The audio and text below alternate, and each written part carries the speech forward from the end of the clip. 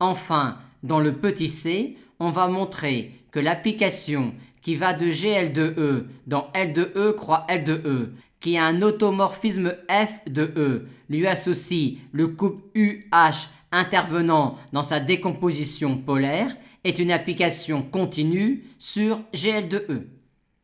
Et pour cela, étant donné qu'intervient le groupe orthogonal de E, qui est une partie compacte de E, on va utiliser la caractérisation séquentielle de la continuité.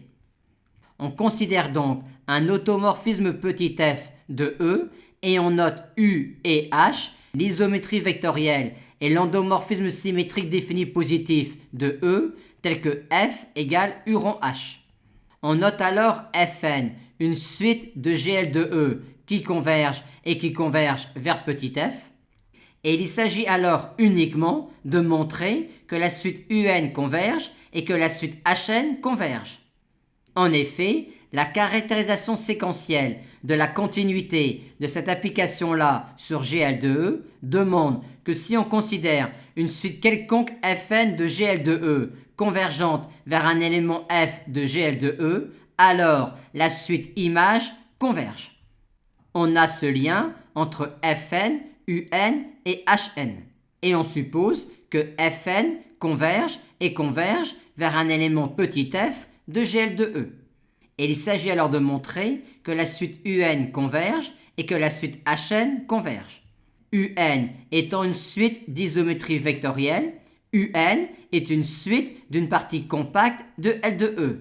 Par conséquent, pour montrer que la suite UN converge, il suffit de montrer que la suite UN a au plus une valeur d'adhérence, ce qui revient à montrer que toute suite extraite de UN qui converge convergera toujours vers le même élément. Notons donc U phi n, une suite extraite de la suite UN qui converge. Sa limite est alors également une isométrie vectorielle de E, étant donné que le groupe orthogonal est une partie fermée de L de E, étant même compacte. Et on a alors que cette suite-là converge et converge vers petit f, et que cette suite-là converge et converge vers une isométrie vectorielle. Par conséquent, cette suite-là, qui peut alors s'exprimer ainsi, converge également pour les mêmes raisons que celles utilisées dans le petit b. Aussi, peut-on passer à la limite dans cette relation-là quand n tend vers plus infini, et on obtient alors cette décomposition-là de f sous la forme U' rond H', où U' est la limite de U phi n, et U' est donc une isométrie vectorielle, et où H' est la limite de H phi n.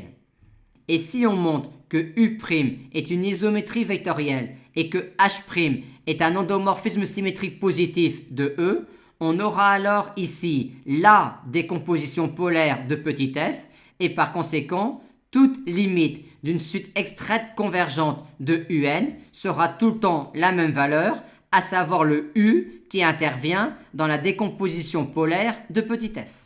Ce qui assurera, UN étant une suite d'un compact, que la suite UN converge. Et si la suite UN converge, on en déduit alors que la suite HN converge pour les mêmes raisons qu'ici.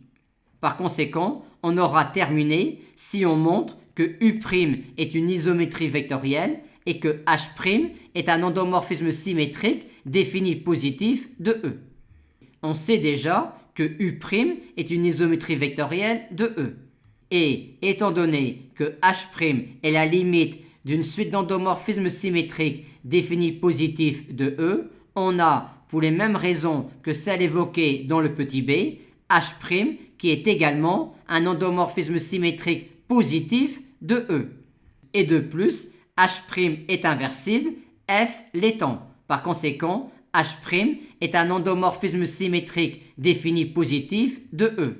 Par conséquent, U' et H' sont le couple UH qui interviennent dans la décomposition polaire de petit f, ce qui démontre que toute suite extraite convergente de la suite UN convergera toujours vers le U de la décomposition polaire de petit f, ce qui démontre, O de E étant compact, que la suite UN converge, et on en déduit alors facilement qu'il en est de même pour la suite HN étant donné que Hn est égal à Un moins 1 rond Fn.